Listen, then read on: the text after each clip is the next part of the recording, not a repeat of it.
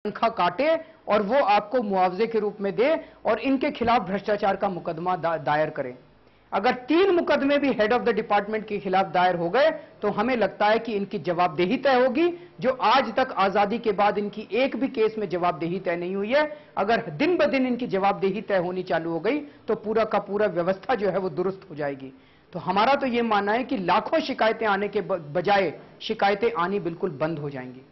लेकिन मान लीजिए लाखों शिकायतें आ भी जाती हैं, तब भी पूरी लोकपाल की व्यवस्था नहीं चरमराएगी।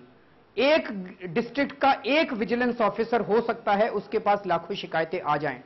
तो हमने लोकपाल को यह पावर दी है कि अगर कहीं पे उसे ज्यादा कर्मचारियों की जरूरत है तो वो ज्यादा कर्मचारियों को तैनात कर सकता है, 4, 5, 6, 10 नए अफसर लगा सकता है, ताकि जनता की शिकायतों का जल्दी से निपटारा किया जा सके।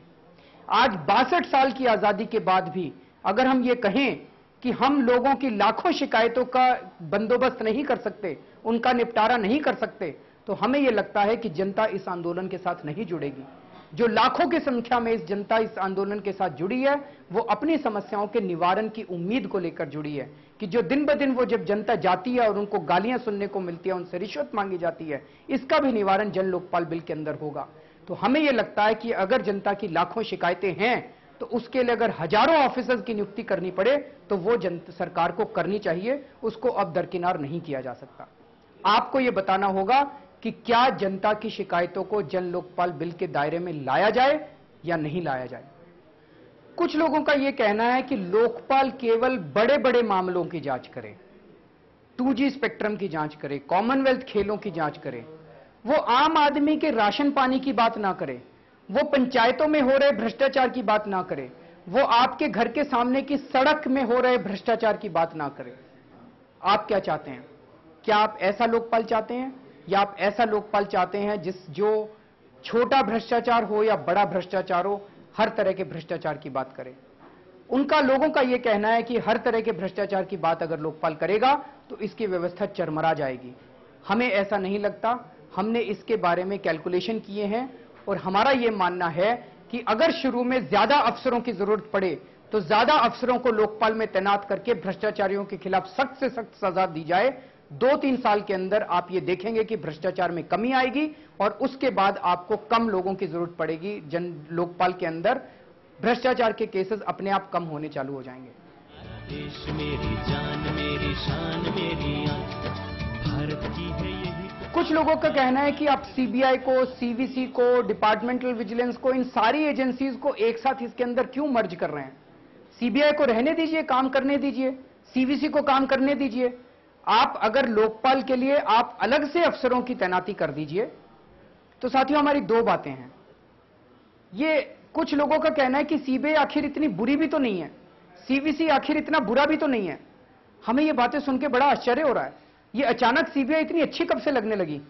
एक भी केस सीबीआई ने ऐसा किया हो जो बिना कोर्ट की मॉनिटरिंग के उन्होंने ठीक ठाक किया हो? सीबीआई सीधे सीधे भ्रष्ट चोरों और डाकुओं के अंडर में काम करती है और हम ये उम्मीद करें सीबीआई से कि वो चोरों और डाकुओं के खिलाफ एक्शन लेगी? ऐसा कतई नहीं हो सकता। तो ये सीबीआई के अंदर हम पैसा फूंकते रहें, उनके कर्मचारियों को तनख्वाह देते रहें और सीबीआई बैठ के भ्रष्टाचार को बढ़ावा देती रहे। क्या हमें ऐसे सीबीआई की जरूरत है? क्या हमें ऐसे सीवीसी की जरूरत है? क्या हमें ऐसे डिपार्टमेंटल विजिलेंस की जरूरत है? तो एक तरफ तो हम इन एजेंसीज को भ्रष्टाचार बढ़ाने के लिए काम करने की छूट दे दें और दूसरी तरफ कहें कि लोकपाल को और कर्मचारी दे दो और नई पोस्ट क्रिएट कर दो। हमें यह लगता है कि यह बेमानी बात है। जो एजेंसीज आज काम नहीं कर रही हैं उनको बंद करके उनके सारे कर्मचारियों को काम करने के लिए लोकपाल में डाला जाए। जो कर्मचारी भ्रष्टाचार करे उसे नौकरी से निकाल दिया जाए, जो ठीक से ना काम करे उसको नौकरी से निकाल दिया जाए, जो काम करे उनको लोकपाल के अंडर में नियुक्त कर दिया जाए। तो यह है मेरा और आपका जन लोकपाल कानून। जंतर मंतर से अन्ना हजारे के नेतृत्व में जो आंदोलन शुरू हुआ था वो इसलिए नहीं हुआ था कि कुछ और लोगों को लाल बत्ती की गाड़ियां दे दी जाएं, एसी दफ्तर दे दी जाए। ये आंदोलन शुरू हुआ था तो इसलिए कि आम आदमी को भ्रष्टाचार से मुक्ति मिल सके।